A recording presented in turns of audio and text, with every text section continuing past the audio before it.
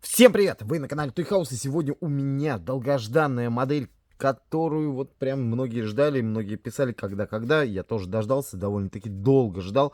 Наверное, действительно был какой-то, ну, может, сбой, да, в изготовлении данных моделей. В общем, шла долго, и вот, наконец-таки, я ее получил. Это электровоз ЧС-4. Считался одним из самых, ну, типа, красивых электровозов. И, наверное, до сих пор, да, такое и есть. Посмотрите, какой красивенький. В этом журнале нас ждет э, история про, соответственно, сам электровоз. Плюс ко всему будет история про вокзал Саратова. И что интересно, здесь на обложке, посмотрите, Ртищево, станция Ртищево, она находится тоже в Саратовской области, относится к Саратовской, ну, наверное, Приволжской, да, железной дороге. И считается узловой крупной такой станцией. Так что всем подписчикам из Саратовской области огромный пламенный привет. Давайте смотреть. Здесь получаем вот такую вот открыточку. Прям красивенькая такая.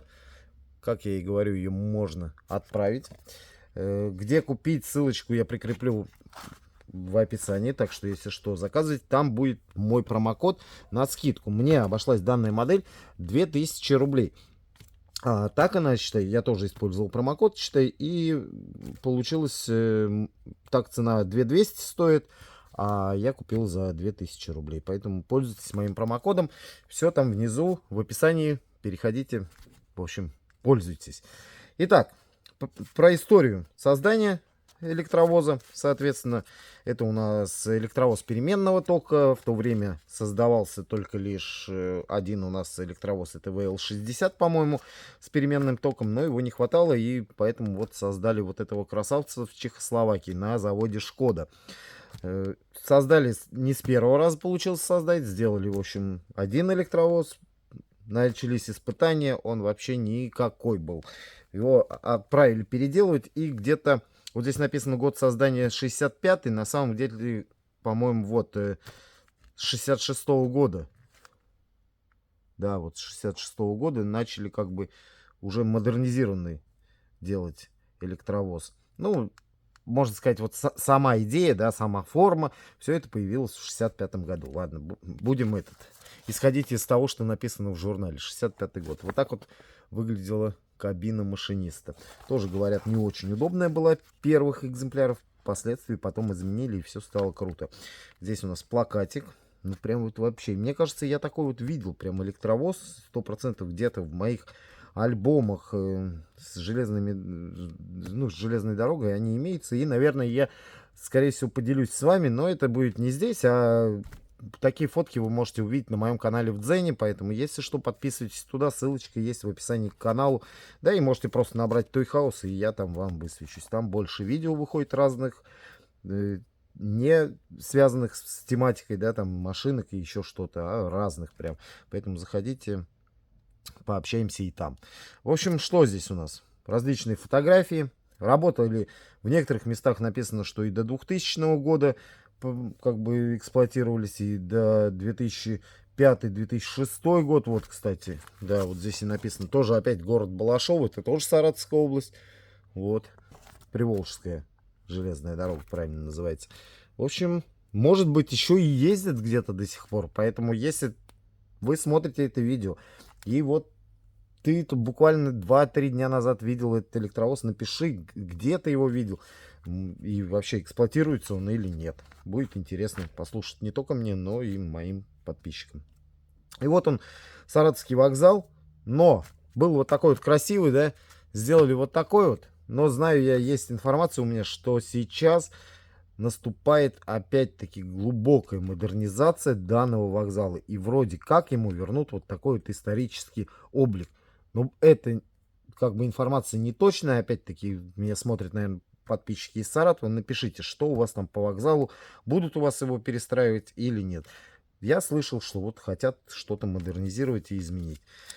Так, здесь у нас опять про Саратовскую тоже железную дорогу. И здесь написано про Ртищево, но в этой статье на самом деле про станцию Ртищево ничего нет. А вообще станция очень такая крупная, большая. И, по-моему, там даже есть железнодорожное училище, если я не ошибаюсь. Ну, все это как бы местные жители знают лучше. В следующем выпуске мы получим вот такой вот АЧ-2. Это вообще вот такая топовая моделька. Конечно, я ее буду снимать. Конечно, вы все ее, ну, все ее посмотрим вместе с вами. Ждем. Очень интересная, классная. Так, и переходим мы к самому электровозу. Вот он. Электровозик идет в блистере.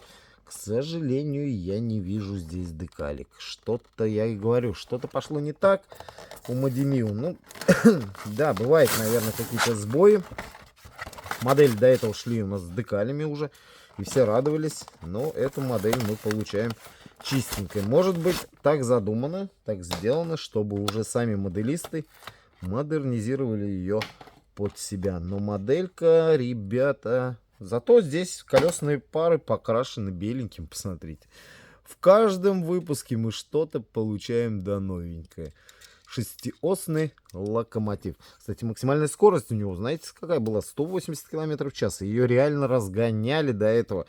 Разгоняли до 180 часов, когда были испытания. Там какой-то был начальник, ехал в кабине, он просто побледнел, но потом сказал, что это было восхитительно. Ну что ж, давайте рассмотрим этого красавца. Моделька у нас выполнена из пластика. Сцепочка у нас не приклеенная. Все как бы здесь в нормальном состоянии. Снизу выглядит вот так вот. Соответственно, тележки здесь у нас закреплены. Но уже все знают, как это все дело раскрепить. Значит, Модемиу CS4, масштаб 1.87. Ну и давайте, передняя часть выглядит вот так. Потрясающий, реально красивый локомотивчик прям.